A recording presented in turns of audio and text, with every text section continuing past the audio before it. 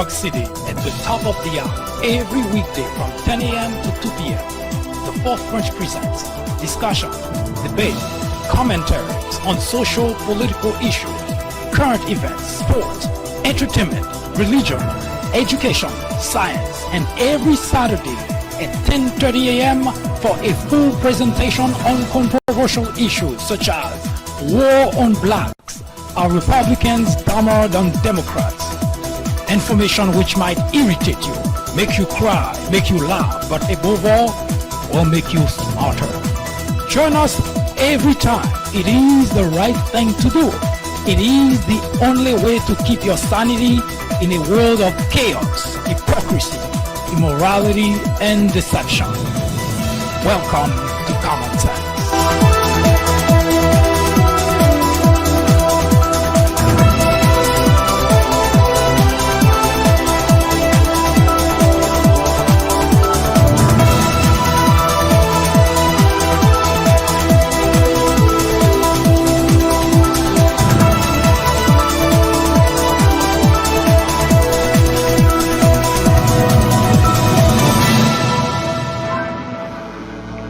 Hello everyone, welcome to the Fourth Branch program, the place for common sense. Today is Friday, May 31st, 2019.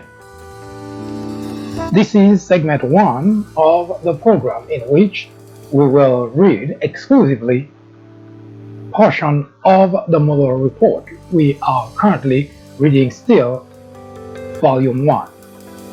My name is Mike Dushan. I hope you stay with us as we will continue the reading of the Mueller report in light of the latest that has happened with Mueller providing some sort of context to his report. It has become even more important, necessary, if it's not critical for everyone to understand the investigation he was tasked to do and the outcome of such investigation. While there are a lot of interpretation of what the report means, it was somewhat refreshing, necessary for the country to hear directly from the individual who actually generated the report. As we continue to read exclusively from the report without adding or subtracting, you will begin to get a sense as to what exactly transpired during the 2016 presidential election and what happened during the process of the investigation. You are on the Fourth Branch program, the place for common sense.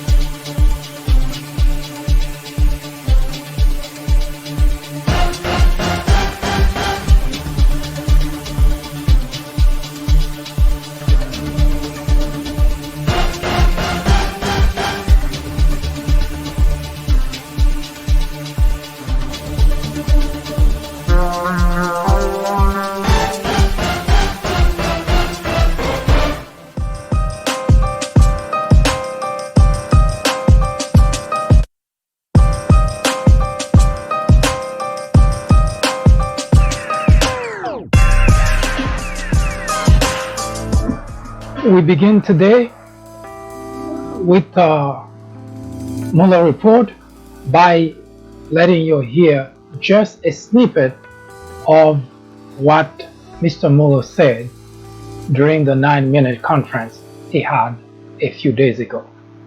Here we go.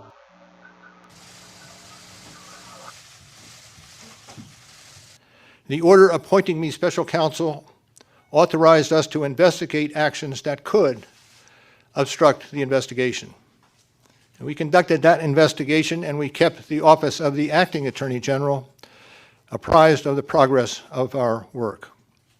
And as set forth in the report after that investigation, if we had had confidence that the president clearly did not commit a crime, we would have said so.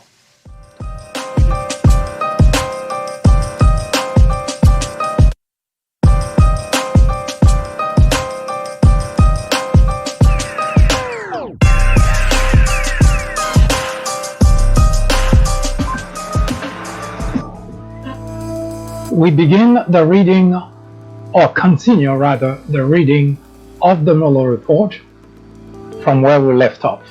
We are now at the section where it says WikiLeaks, October 7th, 2016, release of stolen Podesta email. On October 7, 2016, 4 days after the Assange press conference, the next few words are redacted, the Washington Post published an Access Hollywood video that captured comments by candidate Trump some years earlier, and that was expected to adversely affect the campaign. Less than an hour after the video publication, WikiLeaks released the first set of emails stolen by the GRU from the account of Clinton campaign chairman John Podesta.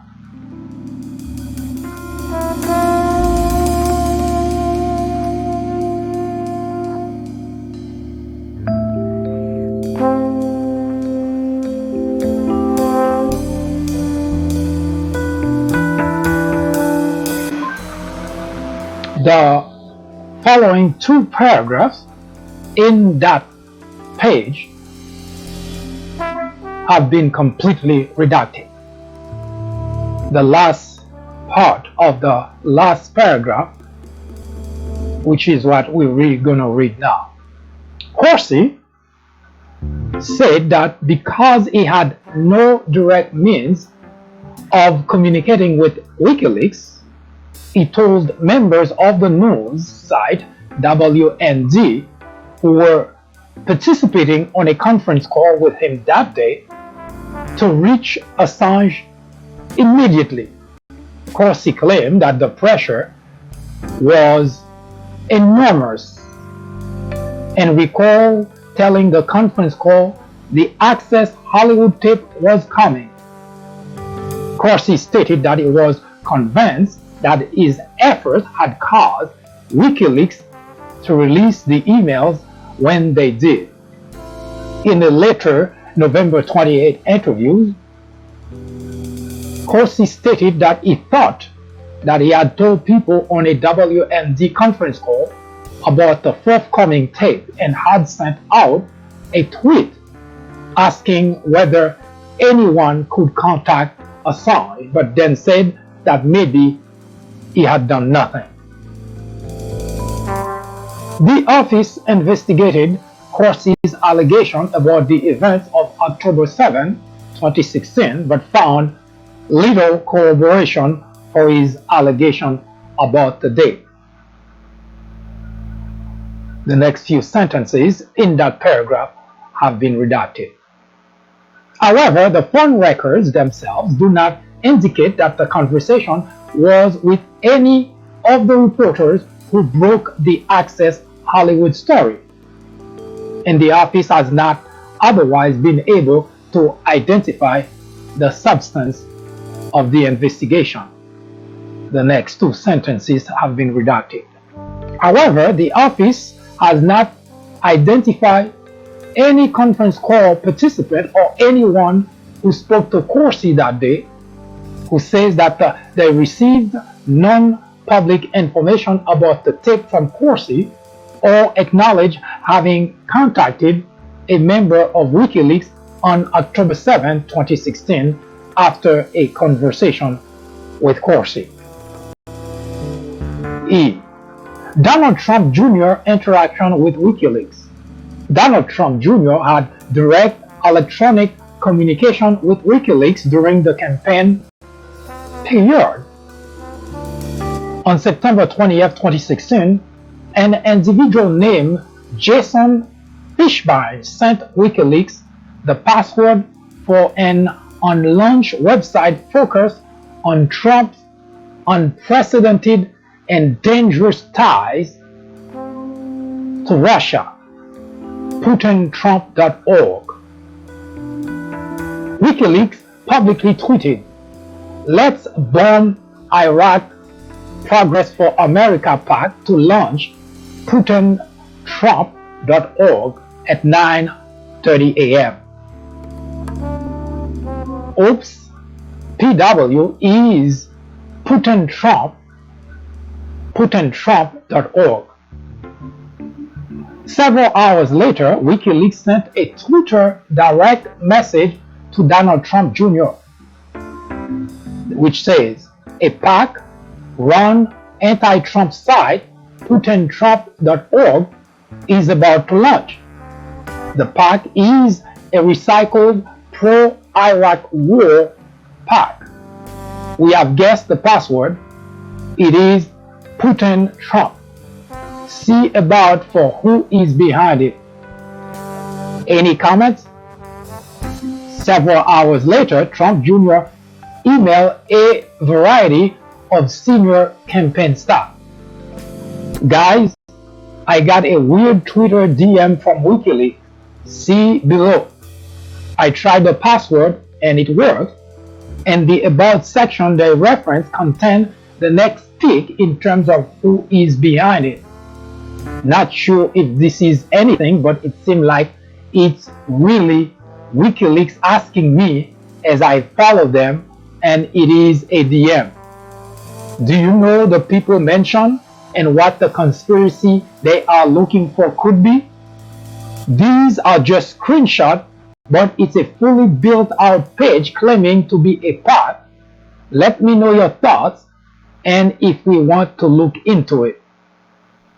Trump Jr. attached a screenshot of the About page for the unlaunched site PutinTrump.org. The next day, after the website had launched publicly, Trump Jr. sent a direct message to WikiLeaks.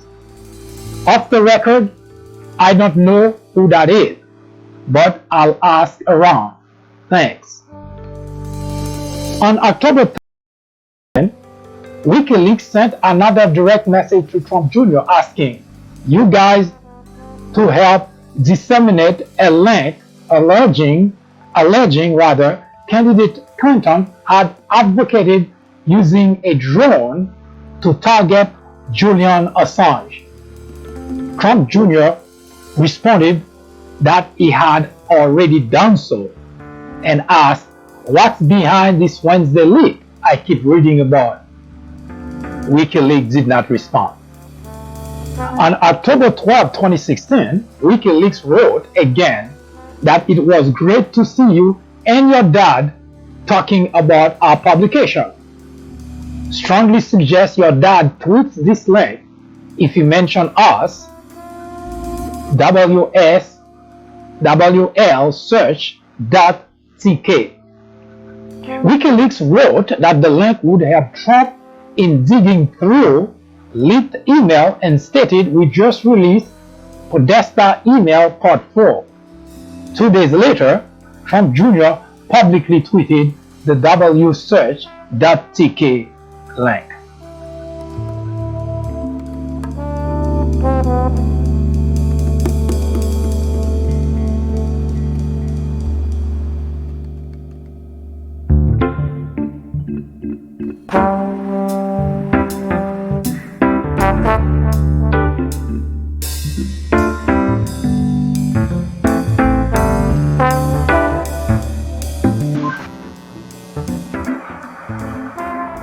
Other potential campaign interests in Russian hacked material.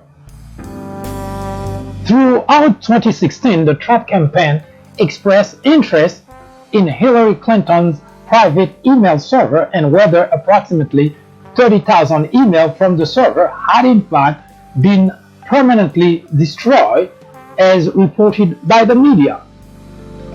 Several individuals associated with the campaign were contacted in 2016 about various efforts to obtain the missing Clinton email and other stolen material in support of the Trump campaign.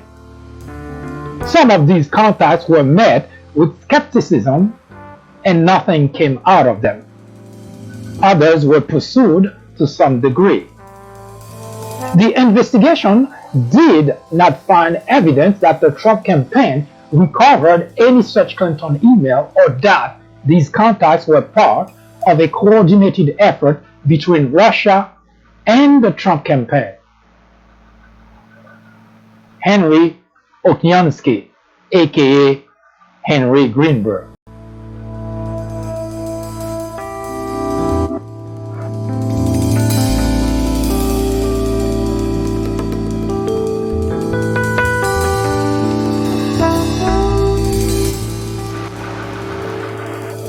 In the spring of 2016, Trump campaign advisor Michael Caputo learned through a Florida-based Russian business partner that another Florida-based Russian, Henry Okniansky, who also went by the name Henry Greenberg, claimed to have information pertaining to Hillary Clinton. Caputo notified Roger Stone and brokered communication between Stone and Okniansky. Okniansky and Stone set up a May 2016 in-person meeting. Okniansky was accompanied to the meeting by Alexei Raisin, a Ukrainian associate involved in Florida real estate. At the meeting, Raisin offered to sell Stone derogatory information on Clinton that Raisin claimed to have obtained while working for Clinton. Raisin claimed to possess financial statements demonstrating Clinton's involvement in money laundering with Raisin's companies.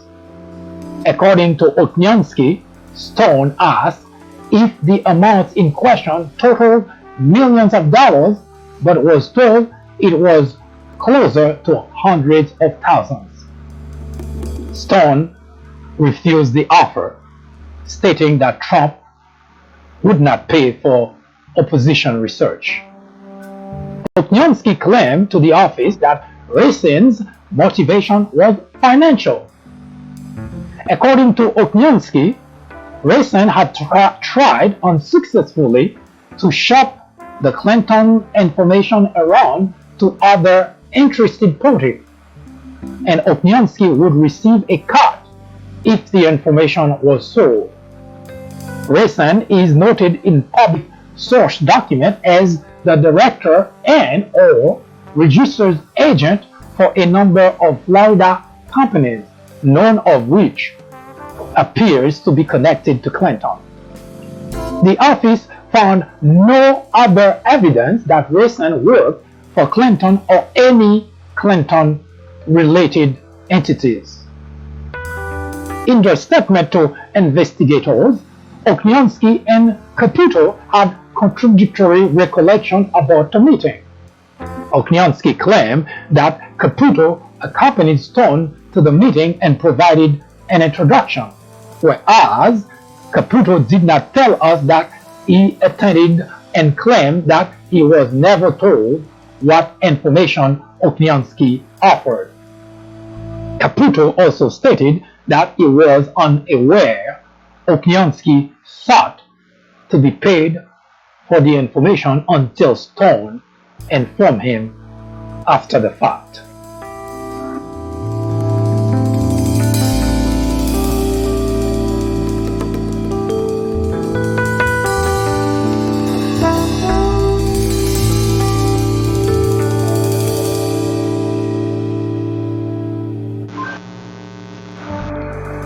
The office did not locate Raisin in the United States, although the office confirmed Raisin had been issued a Florida driver's license. The office otherwise was unable to determine the content and origin of the information he purportedly offered to Stone. Finally, the investigation did not identify evidence of a connection between the outreach or the meeting and Russian interference effort.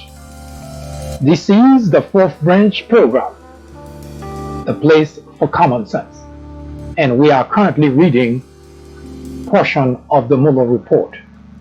We'll be right back.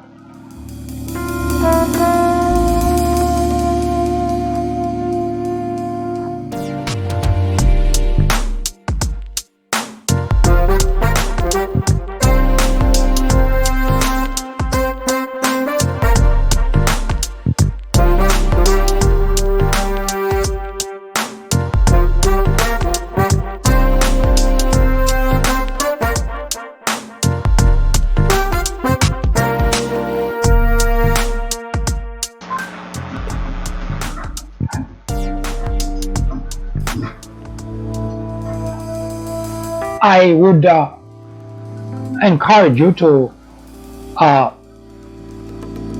participate or join us on the second segment of this program, which is 2 hours from now, in which we will show you why there is such a huge discrepancy between those who already know that Trump has been involved in wrongdoing and those who simply continue to support him despite all the wrongdoing that are in record. We will show you that this is much more troubling than it looked, and why there is continued conversation that there is a possibility that Donald Trump could be reelected. It is very important that you join us again. We will continue the reading as soon as we come back.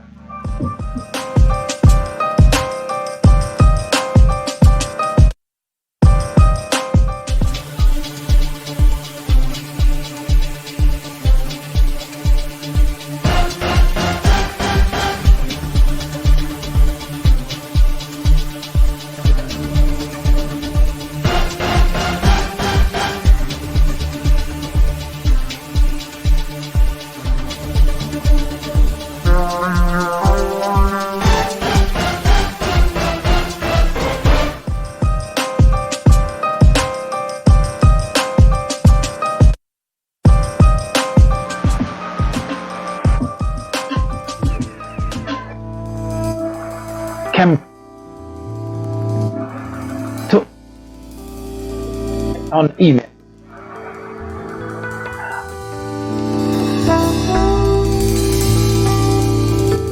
Stated 2016 I would find the 30,000 emails that are missing.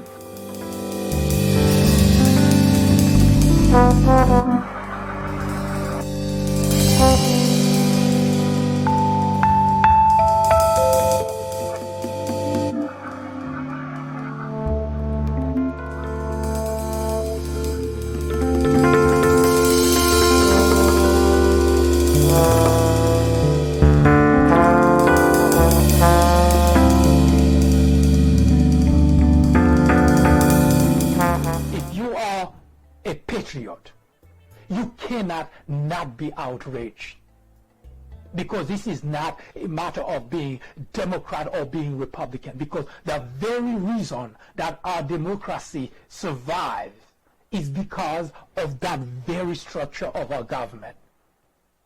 The minute that you don't have any oversight, then at that point the idea of democracy in the United States of America ceases to exist. So if you are a Republican and you think it's okay, then you too are no patriot. There is no other word of saying it. No matter what you hear people saying, trying to sugarcoat, trying to go around to explain it to you, that's all it means. If you are okay with what is currently going on with Donald Trump, with the Republican Party, you categorically are not a patriot. And no matter what you think of yourself, you are not a patriot. Because a patriot is someone who would give or who would make sacrifice sometimes of his or her own life, let alone sacrifice a political party in order to preserve the democracy, in order to preserve the Constitution, in order to preserve the rule of law. So if you cannot do that, don't talk to anyone about being patriot, because you are no patriot.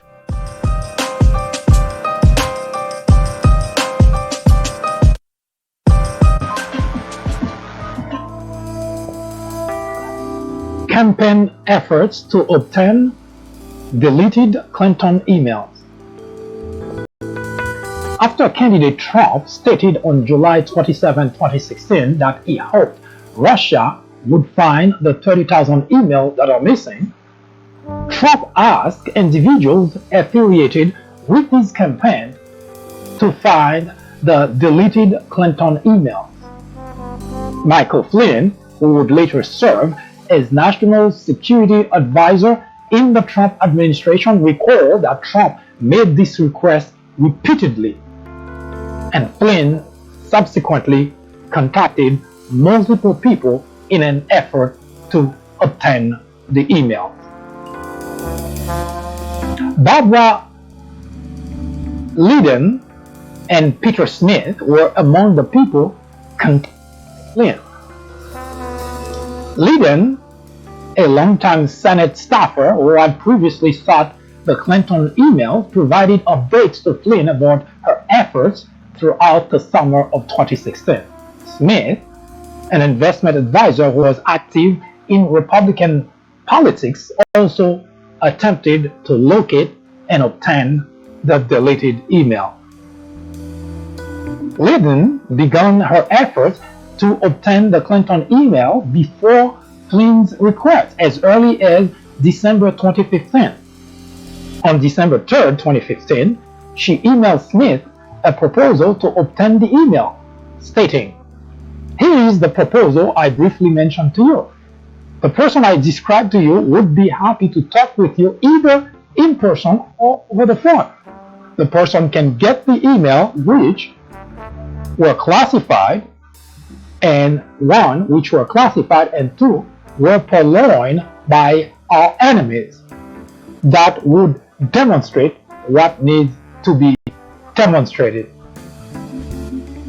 Attached to the email was a 25-page proposal stating that the Clinton email server was, in all likelihood, breached long ago, and that the Chinese, Russian, Iranian intelligence services could reassemble the server's email content. The proposal called for a three-phase approach. The first two phases consisted of open source analysis. The third phase consisted of checking with certain intelligence sources that have access through liaison with various foreign services to determine if any of those services had gotten to the server. The proposal noted, even if a single email was recovered and the provenance of that email was a foreign service, it would be catastrophic to the Clinton campaign. Smith forwarded the email to two colleagues and wrote, "We can discuss to whom it should be referred." On December 16, 2015, Smith informed Lydon that he declined to participate in her initiative. According to one of Smith's business associates, Smith believed Lydon's initiative was not viable at that time. Just weeks after Trump's July 2016 request to find the Clinton email, however, Smith tried to locate and obtain the emails himself. He created a company, raised tens of thousands of dollars, and recruited security experts and business associates. Smith made claims to others involved in the effort and those from whom he sought funding that he was in contact with hackers with ties and affiliation to Russia who has access to the email, and that his efforts were coordinated with the Trump campaign. On August 2018, 2016, Smith sent an email from an encrypted account with the subject saying, Clinton's unsecured private email server to an undisclosed list of recipients, including campaign co-chairman Sam Clovis. The email stated that Smith was just finishing 2 days of sensitive meeting here in DC with involved groups to poke and probe on the above. It is clear that the Clinton home-based unprotected server was hacked with ease by both state-related players and private mercenaries. Parties with varying interests are circling to release ahead of the election. On September 2, 2016, Smith directed a business associate to establish KLS Research LLC in furtherance of his search for the deleted Clinton emails. One of the purposes of KLS Research was to manage the funds Smith raised in support of his initiative. KLS Research received over $30,000 during the presidential campaign, although Smith represented that he raised even more money. Smith recruited multiple people for his initiative, including security experts to search for and authenticate emails.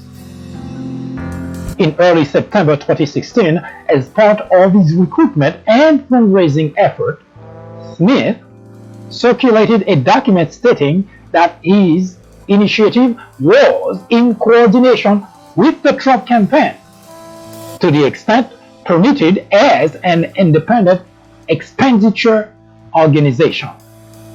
The document listed multiple individuals affiliated with the Trump campaign, including Flynn, Clovis, Bannon, and Kellyanne Conway. The investigation established that Smith communicated with at least Flynn and Clovis about his search for the deleted Clinton email, but the office did not identify evidence that any of the listed individuals initiated or directed Smith's effort. In September 2016, Smith and Ledin got back in touch with each other about their respective efforts. Ledin wrote to Smith, wondering if you had some more detailed reports or memos or other data you could share, because we have come a long way in our efforts since we last visited. We would need as much technical discussion as possible so we could marry it against the new data we have found and then could share it back to you, your eyes only. Ledin claimed to have obtained a trove of email from what she described as the dark web that purported to be the deleted Clinton email. Ledin wanted to authenticate the email and solicited contributions to fund that effort. Eric Prince provided funding to hire a tech advisor to ascertain the authenticity of the email. According to Prince, the tech advisor determined that the emails were not authentic. A backup of Smith's computer contained 2 files that had been downloaded from WikiLeaks and that were originally attached to email received by John Podesta. The files on Smith's computer had creation dates of October 2, 2016, which was prior to the date of the release by WikiLeaks.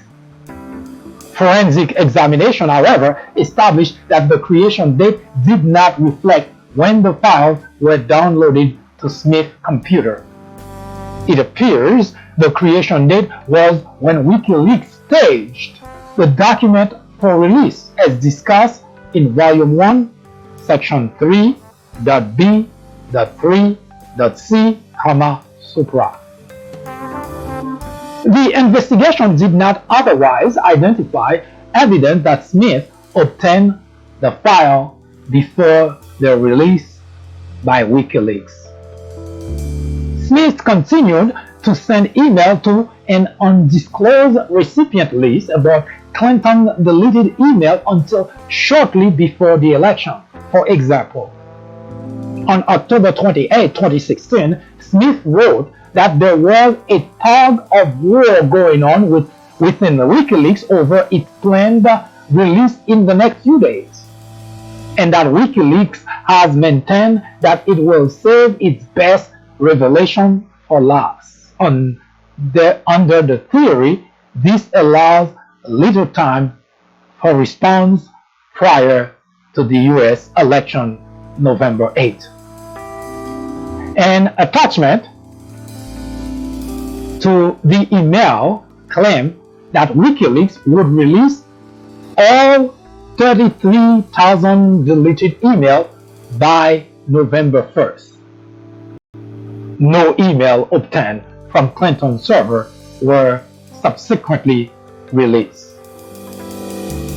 Smith drafted multiple emails stating or intimating that he was in contact with Russian hackers, for example. In one such email, Smith claimed that in August 2016, KLS Research had organized meetings with parties who had access to the deleted Clinton email, including parties with ties and affiliation to Russia. The investigation did not identify evidence that any such meeting occurred. Associate and security experts who worked with Smith on the initiative did not believe that Smith was in contact with Russian hackers and were aware of no such connection. The investigation did not establish that Smith was in contact with Russian hackers or that Smith, Ledin, or other individuals in touch with the Trump campaign ultimately obtained the deleted Clinton email.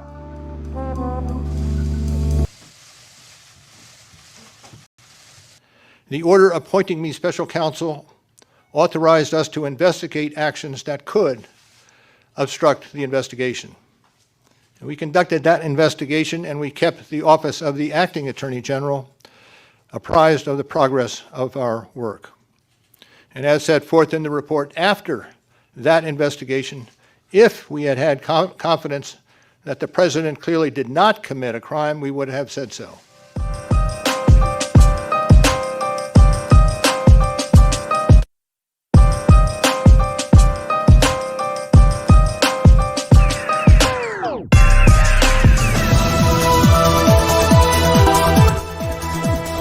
That was an update through the prism of common sense. Join us again at the top of the hour. I am MD, host of the Fourth Branch program, the place for common sense. Send us comments, criticism, suggestion, or simply let us know how we're doing. Thank you for watching. See you in just a bit.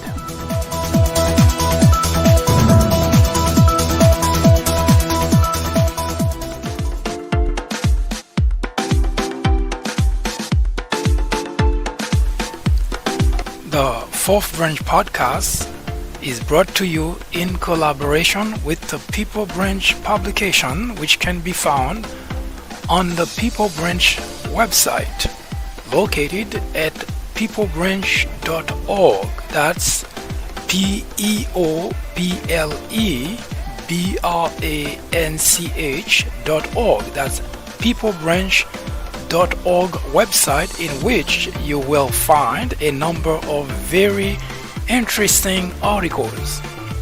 My name is Mike Duchesne, MD for short. I hope you have a great afternoon or a great evening, whichever it happens to be. Hopefully you can join me again next time for another interesting episode of this podcast. That was the Fourth Branch, live from New York. Good day.